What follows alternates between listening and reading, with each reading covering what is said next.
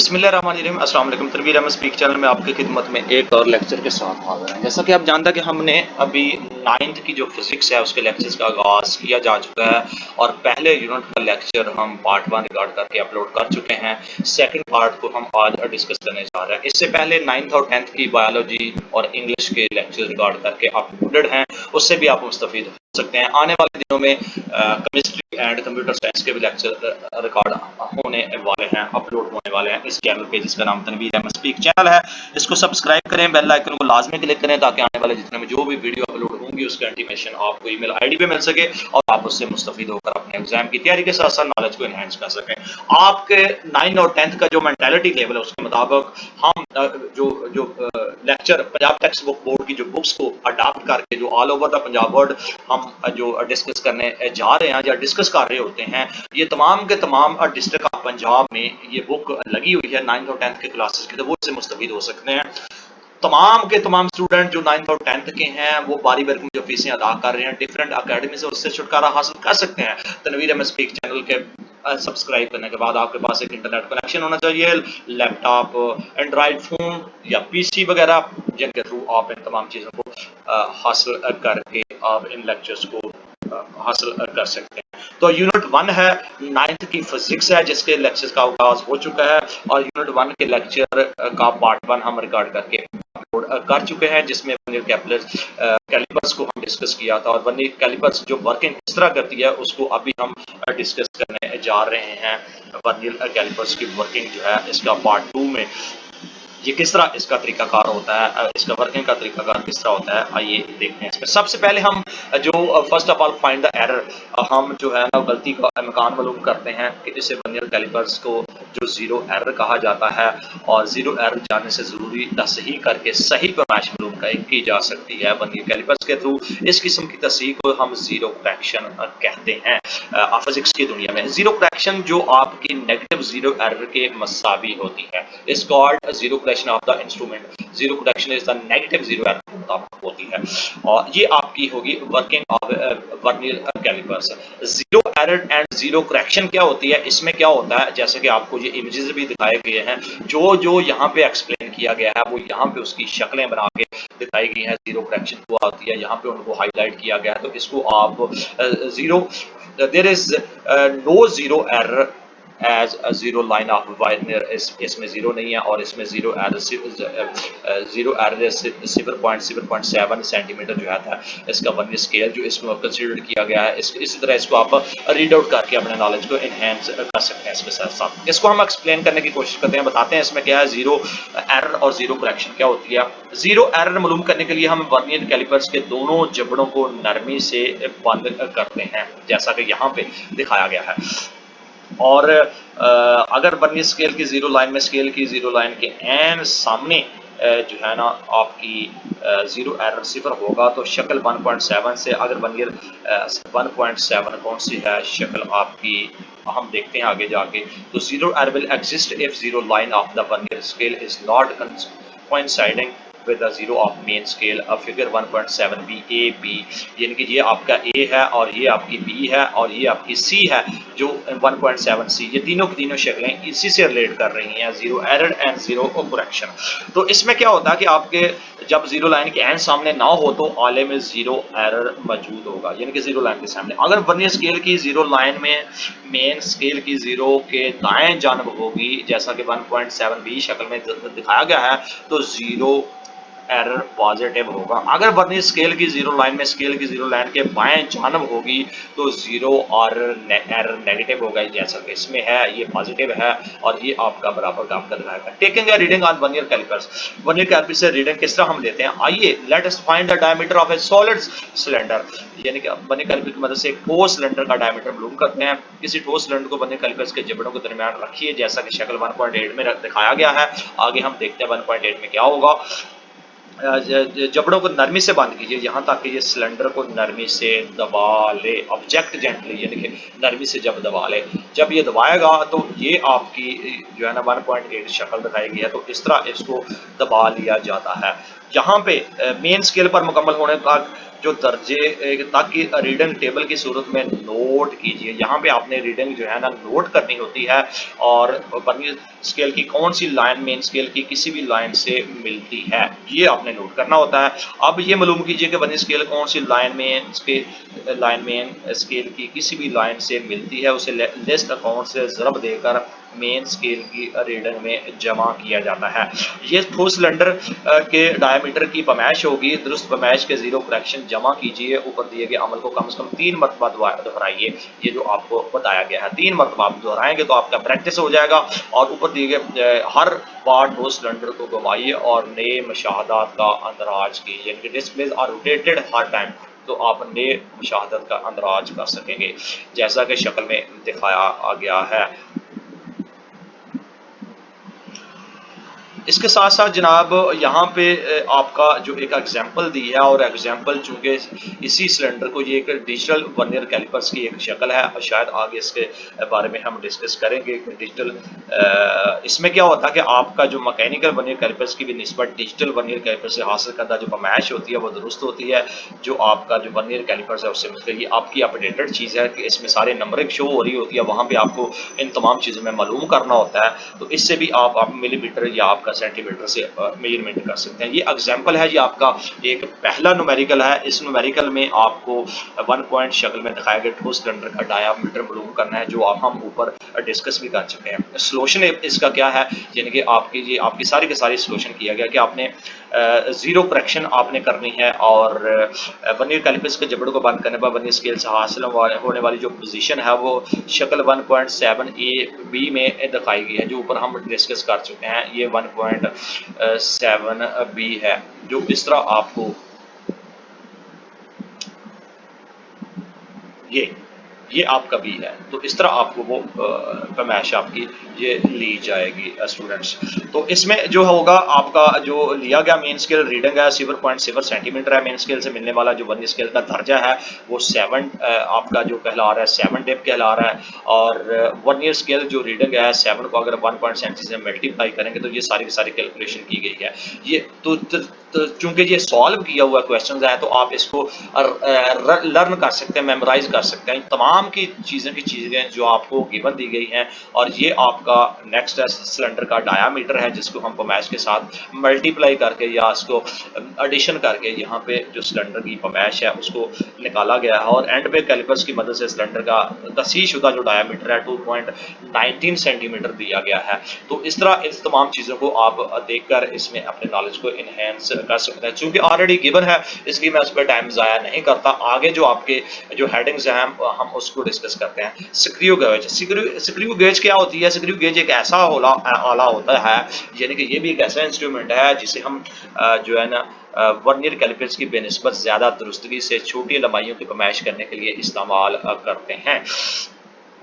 इसे micro metre screw gauge भी कहते हैं। ये एक यू की शक्ल देहाती शक्ल पर मुश्तमिल होता है, जिसके एक जानब देहाती बटन यानी स्टैंड लगा होता है, जैसा कि शक्ल 1.9 में दिखाया गया है, ये वाला आपका। तो इसको भी हम नीचे आके देखते हैं। पहले हम इसको देख लेते हैं क्या लिखा हुआ है इसमें मजीद। इस खोखले सिलेंडर पर इसके एक्सरे के पैरेलल इंडेक्स लाइन होती है, जिस पर मिलीलीटर में दर्जे लिखे होते हैं। ये वाले जो मिलीलीटर के दर्जे लिखे होते हैं। और इसके साथ साथ जनाब इसमें क्या होता है कि जिस पर मिलीलीटर ये आपका खोखला सिलेंडर यानी कि बतौर नट काम करता है। ये स्टड के मुखालिफ सिमत में यू शक्ल के फ्रेम के सिर पर फिक्स होता है। थिम्बल के अंदर चौड़ी और स्पिंडल लगी होती है। जैसे ही थिम्बल एक चक्कर मुकम्मल करता है, स्पिंडल एक मिलीमीटर इंडेक्स लाइन की सिमत में हरकत करती है, जिसकी वजह स्पिंडल पर दो मुतसिल चूड़ियों का दरमियानी फासला 1 मिलीमीटर के मुसावी होता है। और स्पिंडल पर मौजूद चूड़ियों के इस फासले को स्क्रू गेज की पेच कहा जाता है। तो इस तरह ये आपके स्क्रू गेज कहलाता है, और इस तरह इसकी ये फंक्शनैलिटी जिसको हमने आपके सामने एलेबोरेट किया है कि यहाँ पे क्या चीज़ें होती है। इसके साथ साथ जो थिम्बल के एक किनारे के गिर्द 100 दर्जे होते हैं।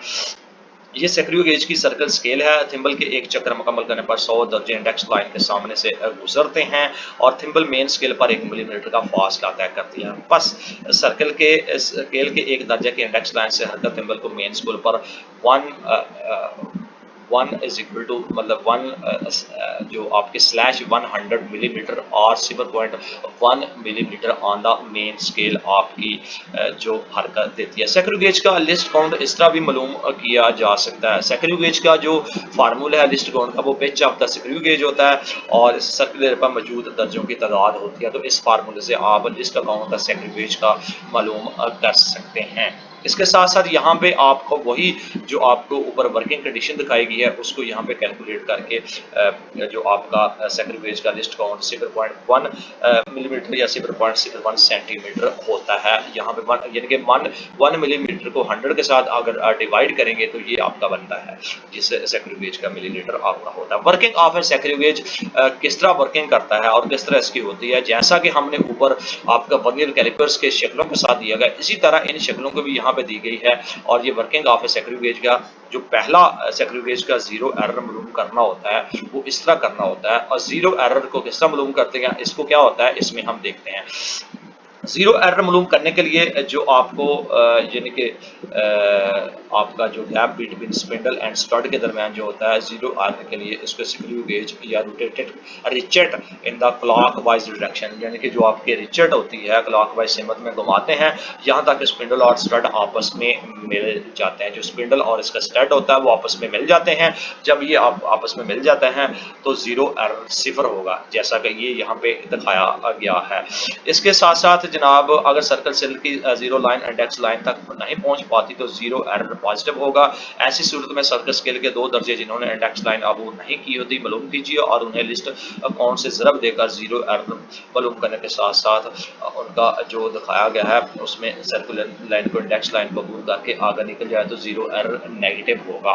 यानी कि अगर इसको वो आपका नेगेटिव होगा a zero of the circular scale is exactly on the index यानी कि इसमें क्या होता है सर्कल जीरो इंडेक्स के एन ऊपर जब होगा तो जीरो होगा। और इसमें क्या होगा कि अगर सर्कल का जीरो इंडेक्स लाइन तक नहीं पहुंच पाए तो जीरो एरर पॉजिटिव होगा। यहाँ जीरो एरर 0.18 मिलीमीटर दिखाया गया है। ये आपका सेकंड वाला। जो आपका थर्ड वाला है उसमें क्या होगा कि अगर सर्कुलेटर का जीरो इंडेक्स लाइन अबूर कर आगे निकल जाए तो जीरो एरर नेगेटिव होगा। यहाँ आपका जीरो एरर 0.05 आपको यहाँ पे दिखाया गया है। तो ये तीनों के तीनों आपको यहाँ पे दिखाया गया था। ये आपकी शक्ल बी है, ये आपकी सी है और ये आपकी ए है।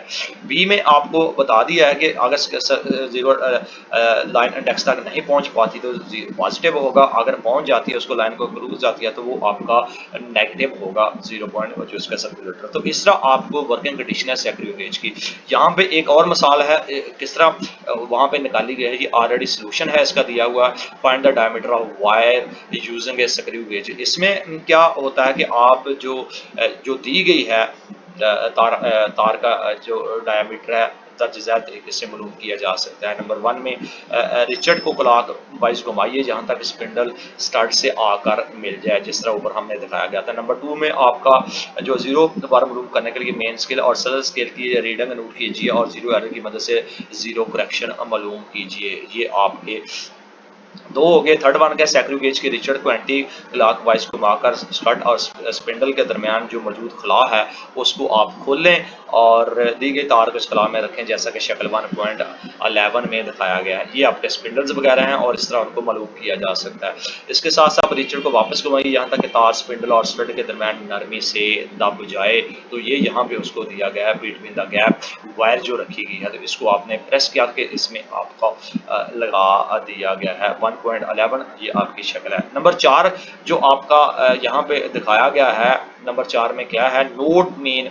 यहाँ पे दी गई तार का डायमीटर मालूम करने के लिए स्क्रू गेज की मेन और सर्कल स्केल की रीडिंग नोट कीजिए। नंबर 5 आपका है जनाब जीरो करेक्शन के इतलाक से तार का दुरुस्त डायमीटर मालूम कीजिए। नंबर 6 आपका तार के मुख्तलिफ मकामात पर जिसमें आपका 3, 4 एंड 5 है यहाँ पे दिखाया गया है वो मरहलों को दोहराएं ताकि तार का औसत डायमीटर आपका मालूम किया जा सके। ये 1.12 है आपका स्क्रू गेज का जीरो एरर यहाँ पे दिखाया गया है शक्ल 1.8 में।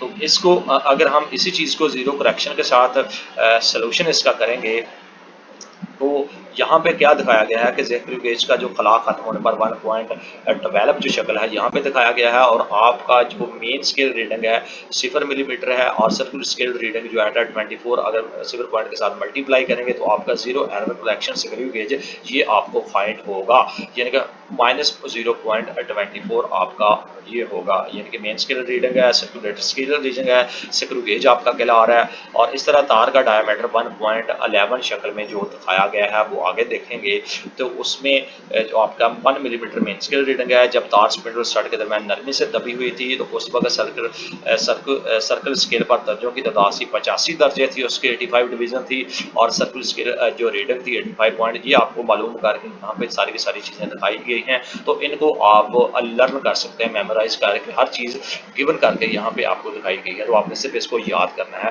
इमेज को मद्देनजर रखते हुए। मास मीजरिंग इंस्ट्रूमेंट क्या होता है?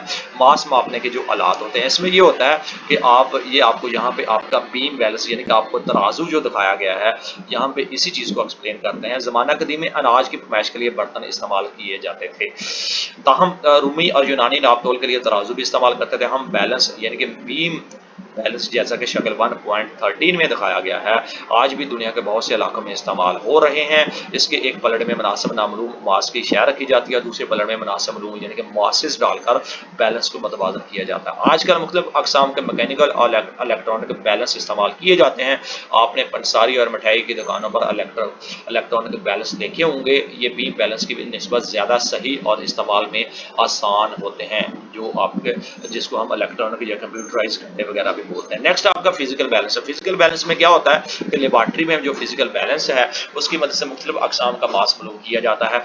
ये एक बीम और इसके दरमियान में लगे फिल्कर पर मुश्तमिल होता है, जिसके दोनों सिरों पर यानी कि जिसके दोनों सिरों पर लगे हुक की मदद से एक एक पलड़ा लटका दिया जाता है, जैसा कि शक्ल 1.14 पर दिखाया गया है। तो ये भी आपका फिजिकल बैलेंस है, जिसमें ये तमाम की तमाम चीज़ें दिखाई जाती हैं, और इससे आप अंदाज़ा लगा सकते हैं। नेक्स्ट आपकी एग्जांपल है 1.13 यहाँ पे दिखाई गई है 1.3। Find the mass of small stone by a physical balance. Physical balance से किस तरह आप जो है ना इसका जो मास स्टोन है वो आप मालूम कर सकते हैं।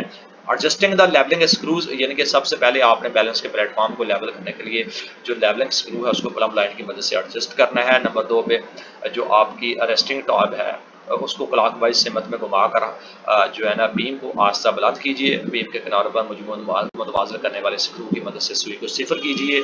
और नंबर 3 पे आपका रेस्टिंग टॉप को वापस घुमाकर बीम को वापस सहारों पर रखिए। दिया गया पत्थर का टुकड़ा जो बाएं पलड़े में रखें।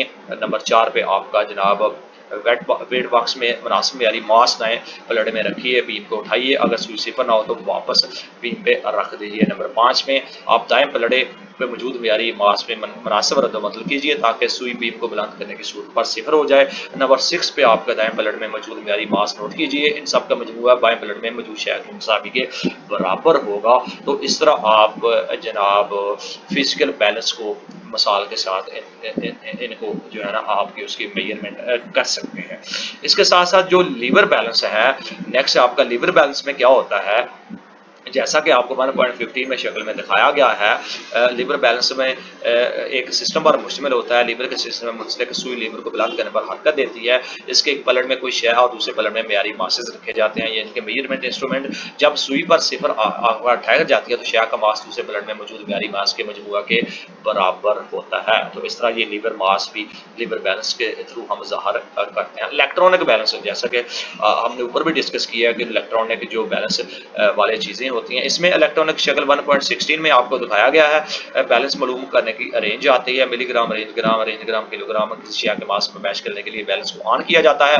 इसकी रीडिंग सिफर पर लाइए। अब वो शय जिसका मास मालूम करना है इस पर रखिए। बैलेंस की रीडिंग पर रखी गई शय का मास ज़ाहिर करेगी। तो इसके साथ साथ ये आप तमाम की तमाम चीज़ें इसको दे सकते हैं। बीम बैलेंस में होता है कि आपका इंतहाई दुरुस्त बैलेंस जो है द मोस्ट एक्यूरेट बैलेंस जो होता है वो आपका मुख्तलिफ बैलेंस 1 रुपये के सिक्के का मास मालूम किया गया, जैसे कि नीचे दिया गया। सबसे पहले बीम बैलेंस में एक एहसास बीम बैलेंस है जिसमें 0 या 1 ग्राम या 100 मिलीग्राम तक की तब्दीली ज़ाहिर करने की अहलियत होती है। फिजिकल बैलेंस में आपका जो होता है यानी कि 3.2 ग्राम सिक्के का मास फिजिकल बैलेंस से की जाने वाली पैमाइश एहसास बीम बैलेंस से ज़्यादा बेहतर होती है, चूँकि इस बैलेंस में 0.01 ग्राम या 10 मिलीग्राम तक की तब्दीली ज़ाहिर करने की अहलियत पाई जाती है। इलेक्ट्रॉन के बैलेंस में क्या होता है कि आपका 3.247 ग्राम तक सिक्के का मास इसको हम कहा जाते हैं, और फिजिकल बैलेंस की निस्बत से इलेक्ट्रॉन के बैलेंस जो किसी का हसास फिजिकल बैलेंस से ज़्यादा दुरुस्त पैमाइश मालूम करना हो, चूँकि ये बैलेंस 0.01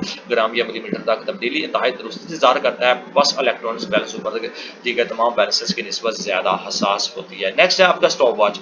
स्टॉप वॉच में क्या होता है डियर स्टूडेंट, आइए देखते हैं। स्टॉप वॉच किसी भी वक्त खास वक्फा की मालूमात के लिए इस्तेमाल की जाती है।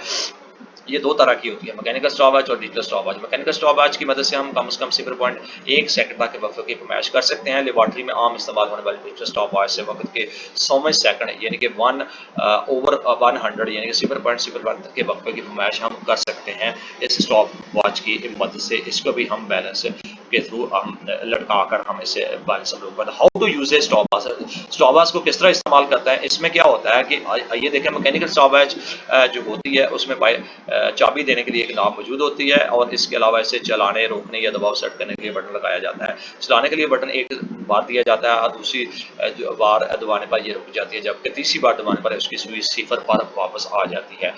जैसे स्टॉप वॉच ये बटन दबाया जाता है, डिजिटल स्टॉप वॉच गुजरने वाले वक्त को ज़ाहिर करने के लिए चल पड़ती है, और जो कि स्टॉप वॉच स्टॉप बटन को दोबारा दबाया जाता है तो ये रुक जाती है और वक्त के स्टार्ट और स्टॉप के दरमियानी वक्फे को ज़ाहिर करती है।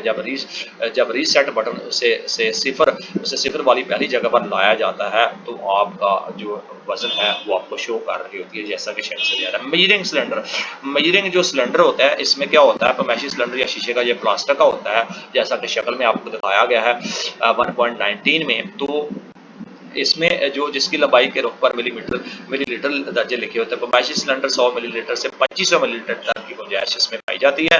ये माया या पाउडर वगैरह एशिया की वॉल्यूम की पैमाइश के लिए इस्तेमाल होते हैं। ये माया में हल पजीर शुदा एशिया के वॉल्यूम की पैमाइश के लिए इस्तेमाल होते हैं। इस मकसद के लिए ठोस या पैमाइशी सिलेंडर में मौजूद पानी या माया में डाल दी जाती है। सिलेंडर में पानी या माया की सतह बुलंद हो जाती है। माया में डाली गई ठोस शय का वॉल्यूम सिलेंडर में होने वाली अजाफी शय के मुसावी होता है, और इस तरह ये जो जैसा कि आपको दिखाया गया है 1.19 में आंख माह की जो माया की सतह से बुलंद होने वाली माया का वॉल्यूम नोट करने का एक तरीका दिखाया गया है यहाँ पे, और यहाँ पे आपका जो है गलत हालत है, ये आपकी इनकरेक्ट पोजीशन है यानी कि, और ये आपकी करेक्ट पोजीशन यहाँ पे दिखाई गई है। तो इस तरह इसको मेजरमेंट की जा सकती है। आपका कुछ लेबॉर्ट्री सेफ्टी इक्विपमेंट भी यहाँ पे दिए गए हैं, इनको भी आप इटसेल्फ देखकर अपनी जो नॉलेज में इनहेंस कर सकते हैं। पैमाइशी सिलेंडर को कैसे इस्तेमाल किया जाता है, how to use a measuring cylinder. तो इसमें क्या होता है कि आप जो है ना पैमाइशी सिलेंडर को इस्तेमाल करते हुए किसी हमवार सतह पर यानी कि अमूदन रखना चाहिए, यानी कि प्ले सरफेस। एक पैमाइशी सिलेंडर लीजिए, इसे मेज़ पर अमूदन रखिए और इसमें नोट करें कि पानी की सतह को गोलाई में होगी 1.19 शक्ल। ज़्यादातर मायात में बलाई सतह की गोलाई नीचे की तरफ होती है, जबकि पारे यानी कि मरकरी गोलाई ऊपर की तरफ होती है। सिलेंडर में माया की सतह को नोट करने का सही जो तरीका आंख को इतनी ही बुलंदी पर रखता है जो बलाई सतह की होती है, जैसा कि शक्ल 1.19 बी में दिखाया गया है। और आंख सिलेंडर में माया की सतह से बुलंद रखकर माया की सतह का नोट करना दुरुस्त नहीं है, जैसा कि शक्ल 1.19 में आपको ए में दिखाया गया ऊपर जो हमने जो देखे हैं। तो इसके साथ साथ जो अगर आंख माया की सतह से बुलंद होगी तो स्केल पर माया की सतह बुलंद ज़ाहिर होगी। इस तरह अगर आंख माया की सतह से नीचे होगी तो माया की सतह से इसकी जो कम आपको ज़ाहिर होगी, जैसा कि ऊपर वो हमने जो सिलेंडर की शक्लें दोनों की दोनों देखी, और उसके साथ साथ ये आंख और सतह के ये जो हमने आपको एक्सप्लेन किया है, आपको ट्रांसलेटर करके दिखाया है, तो इस तरह इसको यूटिलाइज किया जाएगा। Measuring volume of an regular shape solid, यानी कि किसी बेढंगे ठोस के वॉल्यूम की पैमाइश किस तरह की जाती है। इसमें ये होता है कि पैमाइशी सिलेंडर से पानी में डूब जाने वाले छोटे से किसी भी शक्ल के ठोस से वॉल्यूम मालूम किया जा सकता है। आइए एक पत्थर के टुकड़े का वॉल्यूम मालूम कर सकें। स्केल वाला एक पैमाइशी सिलेंडर लीजिए, इसमें मौजूद पानी का जो इब्तदाई वॉल्यूम है जिनके V1 नोट कीजिए। ठोस शय पत्थर को दागे धागे से बांधिए, इसे सिलेंडर में डालिए यहाँ तक कि ये मुकम्मल तौर पर पानी में डूब जाए। सिलेंडर में मौजूद पानी का जो आखिरी वॉल्यूम है, जिसको हम वेलोसिटी फाइनल बोलते हैं, VF नोट कीजिए। ठोस जिस्म का वॉल्यूम VF माइनस V यानी कि इनिशियल VI होगा। ये यहाँ के जो आपके जो एक फार्मूला दिखाया गया इस्तेज़ार होता है। सिग्निफिकेंट ऑफ फिगर्स, अहम हिंट से जो है इसमें क्या होता है कि जो वैल्यू ऑफ फिजिकल क्वांटिटी यानी कि किसी भी तिब्बी मकदार को एक अदाद मुनासिब यूनिट्स की मदद से बयान किया जा सकता है। किसी मकदार की पैमाइश इसकी असल मालूम करने के लिए कोशिश होती है। किसी तिब्बी मकदार की पैमाइश के बिल्कुल दुरुस्त होने का इन्हिसार मंदरज झैल अवामल पर होता है, यानी कि वेरियस फैक्टर उसमें पाए जाते हैं। नंबर 1 है आपकी the quality of the measuring instrument, यानी कि पैमाइश करने वाला आला की खूबी आपकी होती है, मुशाहदा करने वाले की महारत होती है और किए गए मुशाहदात की आपकी तादाद होती है। मिसाल के तौर पर एक तालिब इल्म पैमाइशी फीता की मदद से एक किताब की लंबाई 18 सेंटीमीटर मापता है और इसकी पैमाइश में अहम हिस्सों की तादाद 2 है और जबकि बाएं तरफ का हिस्सा एक दुरुस्त मालूम हिस्सा है, जबकि दाएं जनब मौजूद 8 का हिस्सा मशकूक हिस्सा है, जिसके मतलब तालिब इल्म मुमकिन है इस पर यकीन आपका ना हो। एक दूसरी तालिब इल्म इसी किताब के मीटर राड की मदद से पैमाइश करता है, यानी कि another student measure the same book using A ruler and claims into sorry यहाँ पे जो आपका वो राड है वो मालूम करता है और इसमें जो 18 पॉइंट आपकी 4 जो शक्ल है उसमें दिखाया गया है। इस पैमाइश में जो तीनों हिस्से हैं बाएं तरफ दोनों के इनसे 1 और 8 आम मालूम होते हैं, जबकि दाएं का जो हिस्सा वो 4 मशकूक हिस्सा, जिसके मतलब तालिब इल्म मुमकिन है जो कि यकीन ना हो। 18 पॉइंट जो 4 है वो हम देखते हैं, आगे शक्ल शायद दिखाई गई हो तो उसमें इसको मजीद देखेंगे। जो तीसरी आपकी जो शक्ल है थर्ड स्टूडेंट रिकॉर्ड, जिसमें किताब की पैमाइश 18.425 सेंटीमीटर मापता है। दिलचस्प बात यह कि वो पैमाइश के लिए इसी मीटर राड को इस्तेमाल करता है। इस पैमाइश में अहम हिस्से 3 ही हैं, यानी कि 184 और 148 और 8 मालूम अहम हिस्से हैं, जबकि 4 बाएं तरफ से पहला मशकूक हिस्सा है जो 2 और 5 अहम हिस्से नहीं है, क्योंकि मीटर राड की मदद से ली गई पैमाइश इन हिस्सों को मोतबर नहीं बनाती। अशारिया से या 30 से बल्कि दूसरे दर्जे तक पैमाइश इस आला से मुमकिन ही नहीं होती। ताहम पैमाइश के बेहतर आलात के इस्तेमाल से पैमाइश के अहम हिस्सों की तादाद बढ़ती है। अहम हिस्सों में एक तखमीनी जो या मशकूक हिस्सा और तमाम दुरुस्त मालूम हिस्से से शामिल है। ज़्यादा अहम हिस्सों का मतलब है पैमाइश में ज़्यादा आपकी दुरुस्तगी होती है, यानी कि आइडेंटिफाई सिग्निफिकेंट आपका जो फिगर आपको दिखाया जाता है।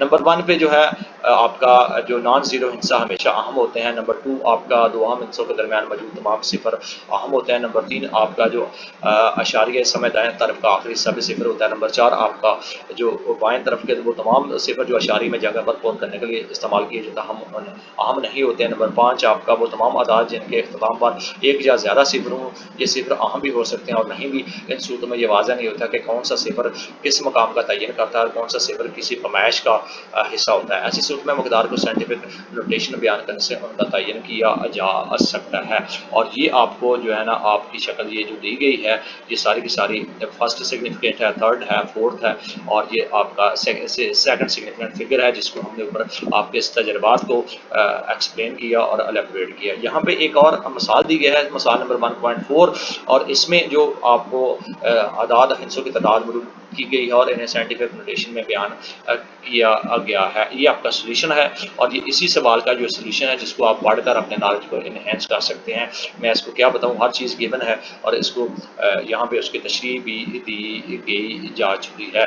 तो ये था आपका जो है ना वो यूनिट 1 के जो फिजिक्स के 9th के फिजिक्स के लेक्चर का पार्ट 1 कुछ समरी है और समरी में आपको फिजिक्स की साख की मुख्तलिफ चीज़ें जो हमने डिस्कस कर चुके हैं, ब्रांचेज ऑफ फिजिक्स है, सम यहाँ पे मैकेनिकल हरारत आवाज़ वगैरह और उसके बारे में बताया गया है। फिजिक्स हमारे रोज़मर्रा की ज़िंदगी में जो किरदार अदा करती है उसमें बताया गया है। ये सारी की सारी जो हमने इस पूरे का पूरा जो चैप्टर है उसके शॉर्ट का जो आपकी जो डेफिनेशंस हैं इनको बताई गई है, तो इसको भी आप नॉलेज में इन्हेंस करते हैं। ये चीज़ें आपकी वही हैं जिसको हम एक्सप्लेन के साथ कर चुके हैं, ट्रांसलेशन कर चुके हैं आपके पूरे का पूरे चैप्टर में और उन्हीं से उनका खुलासा यहाँ पे बयान करके आपको बताया गया है। तो इनको भी आप शॉर्टकट इस खुलासे को भी दे सकते हैं। कुछ क्वेश्चंस हैं यानी कि कुछ सवालात हैं और इन सवालात के आप आपने अगर आप कहेंगे कमेंट सेक्शन में मुझे बता दीजिएगा, तो मैं इनको भी आपको हल करके आपकी वीडियो बना के यहाँ पे अपलोड कर दूंगा।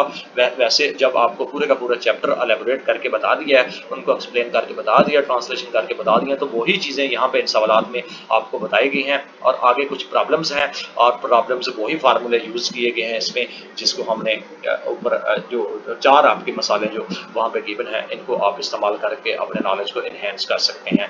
अगर आप कहेंगे तो इनका सेपरेटली जो वीडियो बनानी पड़ेगी इन प्रॉब्लम्स को सॉल्यूशन करने के लिए। तो वैसे हम इसी चीज़ पे अभी फोकस किया जा रहा है कि आपका जो टेक्स्ट है, यानी कि आपके जो यूनिट हैं, उन्हीं चीज़ों को हम जो आपका जो टेक्स्ट दिया गया है आपके चैप्टर में, जो चैप्टर में तमाम की तमाम चीज़ें A to Z दी गई हैं, उन्हीं चीज़ों को यहाँ पे एक्सप्लेन करने के बाद आपको बताएं। यूनिट 2 है जिसको हम काइनेमेटिक्स कहते हैं, इसको हम डिस्कस करेंगे नेक्स्ट लेक्चर्स में। तो इससे पहले लेक्चर का इख्तिताम करें तमाम स्टूडेंट जो 9th और 10th से हैं, जो आगे अभी ज्वाइन की हैं, सब्सक्राइब कीजिए, बेल आइकन को लास्ट में क्लिक करिए, ताकि आने वाले दिनों में तमाम की तमाम जो चीज़ें हैं वो अपलोड की जाएगी। आई रिपीट अगेन, जो आपकी जो प्रॉब्लम्स हैं, चूंकि प्रॉब्लम्स उसी से रिलेटेड हैं जो फार्मूले हमने डिस्कस किए, उन तमाम चीज़ों को जो हेडिंग्स थी उनकी डेफिनेशंस आपको डिस्कस किए, ट्रांसलेशन करके बताया, तो उन्हीं फार्मूलों को आपकी प्रॉब्लम्स के साथ आप पुट करके आप खुद भी ट्राई कर सकते हैं। तो इसके साथ ही हमें दीजिएगा इजाज़त, हमारी तरफ से अल्लाह हाफिज़। यूनिट 2 के साथ फिर हाजिर होंगे। अल्लाह हाफिज़।